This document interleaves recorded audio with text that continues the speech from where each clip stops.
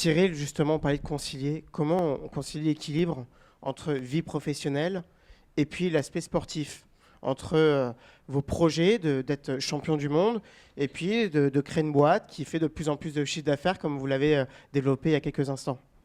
Alors, en fait, ce qui se passe finalement dans le schéma des choses, c'est que j'ai commencé la boxe et j'avais des rêves je pensais que quand je serais champion du monde, ça serait Las Vegas, j'aurais plein d'oseille et tout serait super. Et en fait, je me suis aperçu que j'étais dans un sport qui était quand même un sport pas hyper démocratisé, même si aujourd'hui les sports de combat, on en entend de plus en plus parler, mais on va dire qu'à l'époque, en tout cas, c'était pas forcément rémunérateur. Et en fait, ça a été une force.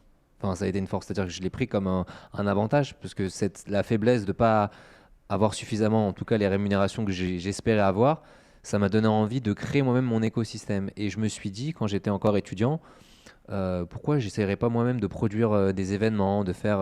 Alors il y avait un boxeur très connu que vous connaissez peut-être qui s'appelle Mayweather, qui avait sa promotion, etc.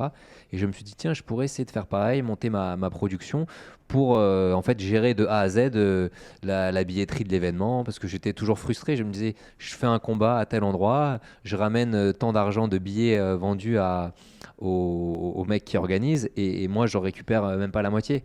Mais finalement, c'est normal, c'est le principe. Et donc, ce jour-là, je me suis dit, tiens, je pense qu'il faudrait que j'arrive un peu à designer sur mesure la vie que j'ai envie de mener.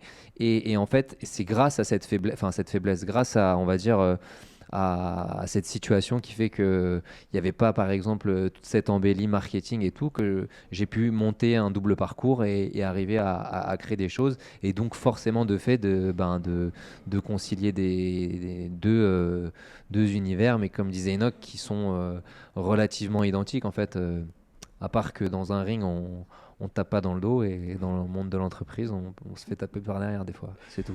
Effectivement, les coups bas sont permis aussi.